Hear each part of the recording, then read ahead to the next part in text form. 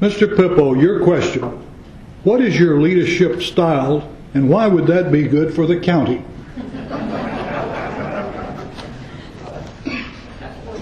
I think a lot of people find my shyness to be appealing. And my family knows what I mean. What is my style? You know, Clickfool told me one time, he says, you know why people criticize you? Because you're too impatient. Government takes too long. They're too indirect. You want to get the job done. Well, yeah, I think that was my style, and maybe that's based on being independent all my life. I was a partner with my father. I purchased the ranch from him in '79. So I took orders from my board of commissioners when I was fire chief, and that was difficult because they were too slow and too indirect. I'm a get it done kind of person, and that irritates a lot of people. You might find my style a little bit abrasive, but it's because I know I get criticized for talking on the phone. I want to get to the point, see if there's anything I can do about it, and then move on to the next problem. I don't have a lot of time in a day. I believe in problem solving. When I was fire chief, I was a little bit too abrasive for the rest of the fire chiefs, especially when circumstances like the 4th of July fire in 1990, when, with a dispute with the Vacaville district fire chief, I was told, don't you dare take your Elmira district trucks into those homes that are on fire and burning. And I disobeyed him, and we sent in about 7 engines and rescued a bunch of people and saved a bunch of homes. And then they went to the grand jury and said that I disobeyed an order, and the grand jury looked at it like when the county wouldn't do anything about the people in my neighborhood that didn't have any water. And I asked the county, can we get a permit to put in a private water system? They said no. So we built it anyway, and that was in existence for 10 years until, lo and behold, the county did acquiesce a community water district.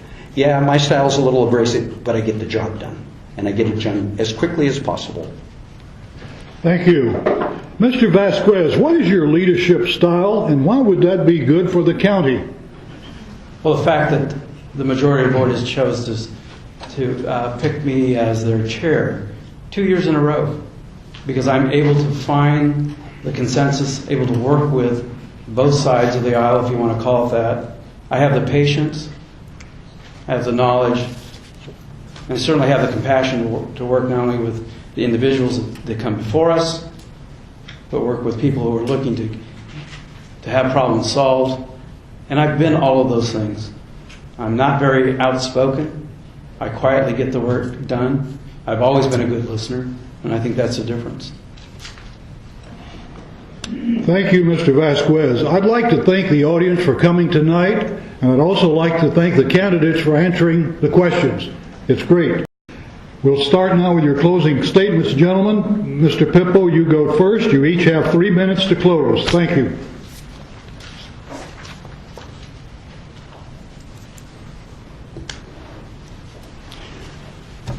My goal is to rein in spending and to get the county finances back into the black.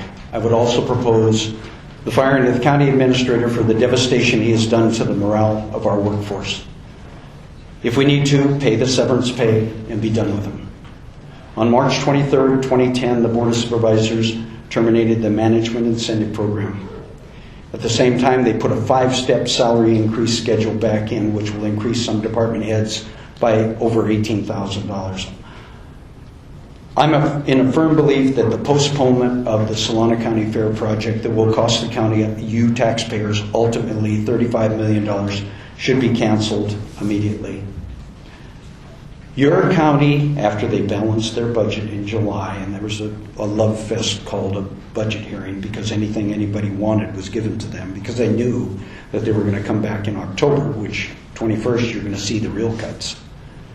They said now that they're, $18.5 or $19 million deficit. And they use these cute little words, structural deficit. You know, it doesn't mean anything. They don't have as much money as they're spending is what the problem is. They had a $60 million surplus. It's down to $20 million now. They have a $19 million structural deficit. Do the math. They're broke. But in the meantime, from that $60 million to the $20 million, they spent management bonuses over that period of time. Bonuses to our management people, $2.4 million. Out of 311 phone system that failed, $3.5 million. Solano County Fair Study, $5 million. Art in the jails, including the one totem pole, $3 million. Conversion of the old library, $4 million, but they say it's only $2.4 million, so don't be worried about that one.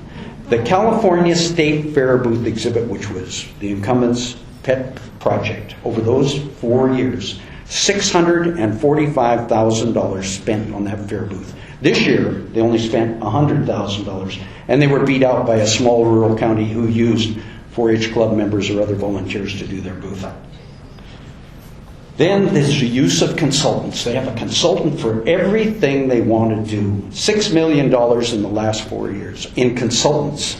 And the most recent appalling demonstration of this arrogant board of 3 supervisors was the gift of public funds to the major contributors to the campaigns of Mr. Sperring and Mr. Vasquez of $1.5 million of public funds to do their planning and development costs so that they can have a project in Lower Green Valley.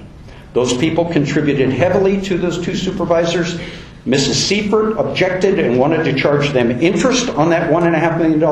3 members of the board, these 2 and 1 more, said no interest, not for until 2013. Thank you, Mr. That's got to stop. Mr. Vasquez.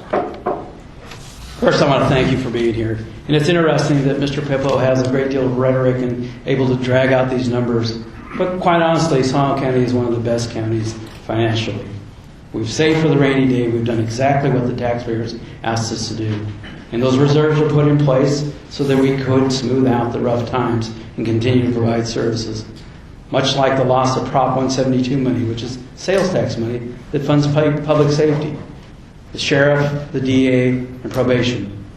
Because we had those reserves, we were able to put $6 million back to ensure that the citizens that live out in the rural area have patrols, to ensure that probation can monitor those people who are on probation, to ensure that the DA has the attorneys to prosecute. It's easy to single out numbers and it's easy to attack the incumbent, and that's exactly what my opponent's doing. He doesn't tell you that when he was on the board that they actually closed their budget in the red. It was either 88 or 89 budget. They closed their budget in the red. They had no reserve policy, none whatsoever. Unlike the reserve policies that we have in place today, that we've improved upon, we've had the discipline to put the money away when good times were here, and we've done it. This county is well run. You ask anybody up and down the state and they will tell you that. I see people shaking their heads. Well, obviously they've not been to other counties to see how, the devastation of layoffs. We eliminated 600 positions, but those weren't real bodies. There was 150, and that was tough to do. But there isn't a county that hasn't laid off people, hasn't laid off deputies, hasn't laid off correction officers, hasn't laid off attorneys, hasn't laid off janitors. This county's worked very hard to ensure that those services are still being maintained and looking at every single job and what it means to the county. Thank you. Thank you, Mr. Vasquez.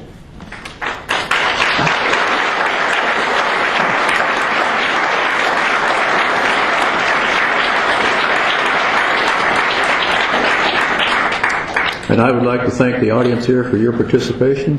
We got a lot of good questions. I must admit that we underestimated the number of questions that we need. I guess our candidates weren't quite as winning as we thought a politician would be. But so we've added a few more questions. My apologies if anybody feels they were lost out in the transition. So this concludes the forum. Please give a hand of appreciation for Mr. Anderson, Bernice Kalin,